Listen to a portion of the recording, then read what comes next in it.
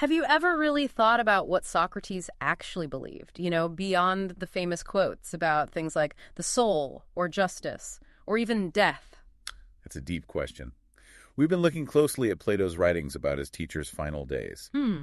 specifically the Euthyphro, Apology, Crito, and Phaedo. Right. And our goal here is really to try and distill the core ideas from these texts, give you a clearer picture of Socrates' perspective on these huge questions. Now, before we jump in, there's actually a resource worth mentioning, something called Mindful Moments. Oh, yeah. It's a YouTube channel using AI for book analysis.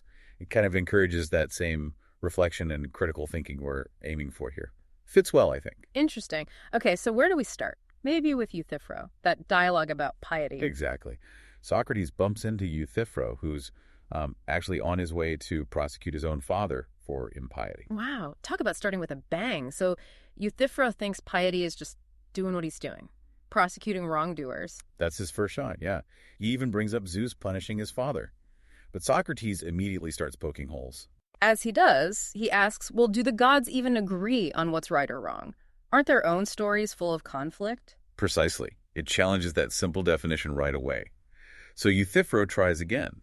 Maybe piety is just what all the gods love. Okay, that sounds a bit more solid, maybe. You'd think, but Socrates hits him with that classic question. Is something pious because the gods love it?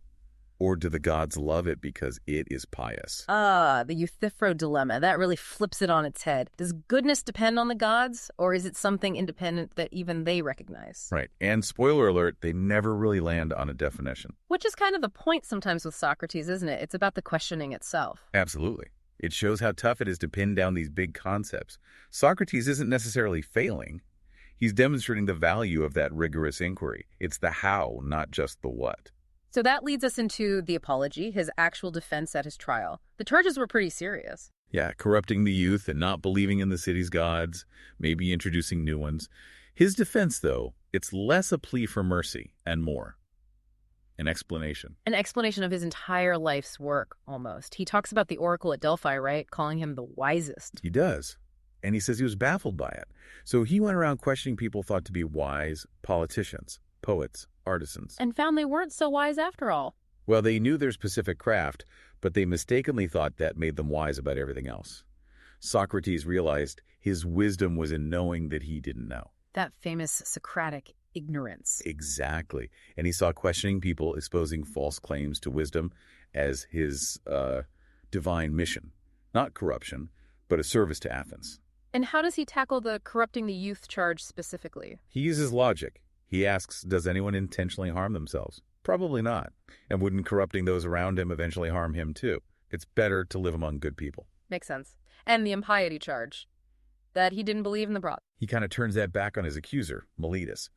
He points out contradictions, like how can he believe in divine activities or demigods, which Miletus accused him of introducing, without believing in gods themselves? It's clever. He also mentions his divine sign, that inner voice. Yes, that daimonion.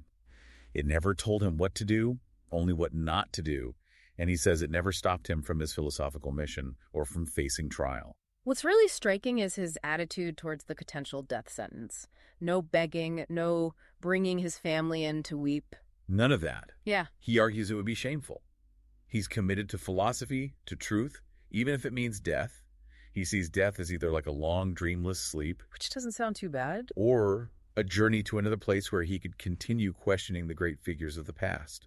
Either way, nothing to fear for a good person. That conviction is powerful. And it carries right into the Crito. He's in prison, condemned, and his friend Crito comes to help him escape. Right, Crito has all these practical arguments. Yeah. What people will think, his duty to his friends, his children. But Socrates just isn't buying it. He steers the conversation back to justice. Always back to justice. His main point is about this kind of implied agreement he has with Athens. Like a social contract? Sort of. Mm-hmm. He argues that by choosing to live in Athens his whole life, benefiting from its laws, his birth, upbringing, education, he implicitly agreed to obey those laws. Even when the legal outcome seems unjust in his specific case. Yes. To escape now would be to break that agreement, to effectively try and destroy the laws and the city that nurtured him. He even imagines the laws of Athens speaking to him, making this case. It's a powerful personification. They remind him of everything Athens gave him, arguing that he owes obedience. Disregarding a legal verdict, even a flawed one, threatens the whole system. So for Socrates, it's about upholding the principle of law, the good of the city, over personal survival or reputation. It's about what's just, not what's convenient or popular. Exactly. Which brings us to the Phaedo. This is it. His final hours before drinking the hemlock. The atmosphere must have been intense, and the conversation turns to the soul, right? It's immortality. Yes, that's the central theme. Socrates argues that philosophy itself, the pursuit of wisdom, is actually a kind of practice for dying. How so? Because it involves separating the soul, the thinking part, from the distractions and limitations of the body to grasp true knowledge. Death is just the final separation. Okay. And he offers arguments for the soul actually surviving death. Several. There's the argument from opposites, things come from their opposites, so life must come from death and death from life in a cycle. A bit like reincarnation. It touches on that. Then there's the theory of recollection. The idea that learning isn't acquiring new information, but actually remembering knowledge the soul possessed before it entered a body. Like remembering perfect concepts? Precisely. Things like the beautiful itself, or the good itself, these perfect forms. Our ability to recognize imperfect examples suggests we knew the perfect versions beforehand. Resources like Mindful Moments in our podcasts really encourage diving into these deeper questions, prompting that kind of reflection. That makes sense. But his friends, Simmias and Cebes, they raise objections, don't they? They do. Good ones, too. Yeah. Simmias suggests the soul might be like the attunement of a musical instrument dependent on the physical body and destroyed when the body is broken. Okay, that's a strong analogy. And Cebes compares the soul to a weaver and the body to the cloaks he weaves. The weaver outlasts many cloaks, but eventually the weaver himself dies, perhaps just before his last cloak wears out. Maybe the soul wears out many bodies, but eventually perishes. So how does Socrates respond to these challenges? Well, against the attunement idea, he argues the soul directs the body, it has agency, unlike a harmony which is just a result of the physical parts. Plus, recollection implies the soul existed before the body, which doesn't fit the attunement model. And the weaver analogy. That one's tougher. Socrates delves deeper into his theory of forms. He argues the soul, by its very nature, participates in the form of life. Just like three must always participate in oddness, the soul must always participate in life, meaning it cannot admit its opposite, death. It must be imperishable. It's complex, but it ties back to those unchanging forms being the ultimate reality. Yes. And he then offers this quite vivid description of the afterlife.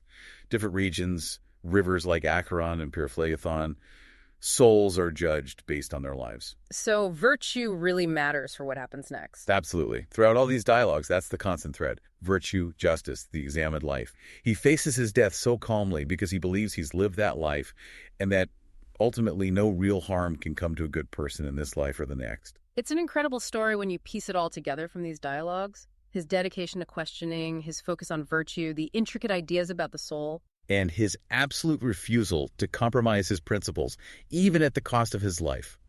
These aren't just historical texts. They push us to think about our own lives, our own values. Definitely. They raise fundamental questions that are still relevant today. Indeed. And we really hope this discussion sparks further thought for you. Yeah, absolutely. Keep exploring these ideas.